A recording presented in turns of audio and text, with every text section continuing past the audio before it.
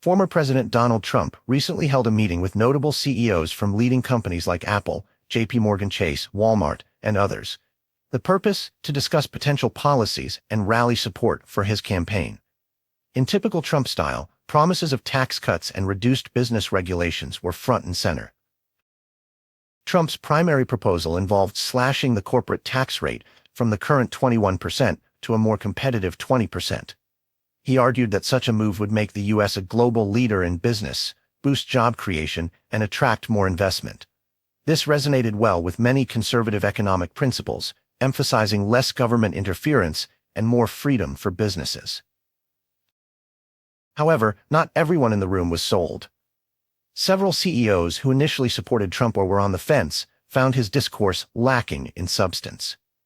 Reports suggest that Trump's talk was marred by meandering thoughts and a lack of clear direction. Some attendees walked away feeling less inclined to support him, questioning how he planned to implement his policy ideas.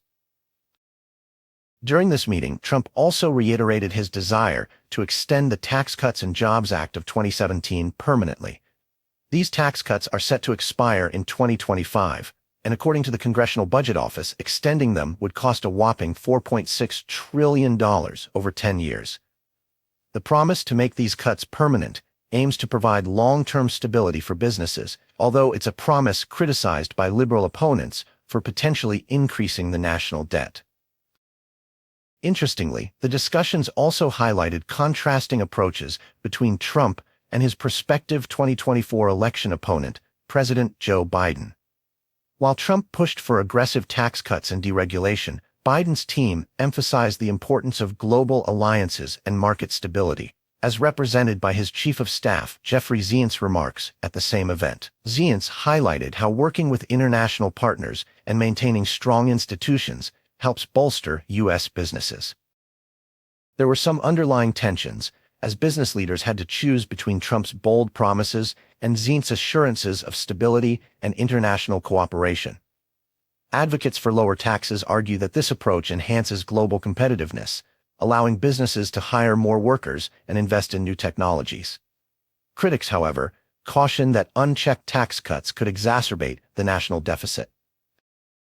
John Mueller of Procter & Gamble was one of the CEOs voicing concerns over higher tax proposals, warning they could eventually burden consumers and shareholders.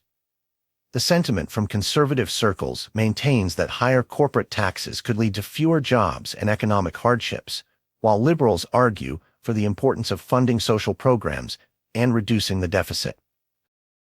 In summary, Trump's meeting with the CEOs signaled a clear push for policies that advance traditional conservative economic values, yet it also underlined the complex balance of maintaining business growth while addressing national fiscal responsibilities. Despite the mixed reactions, Trump's core supporters champion his vision for a more business-friendly America, hopeful that lower taxes and deregulation will eventually lead to a stronger economic landscape.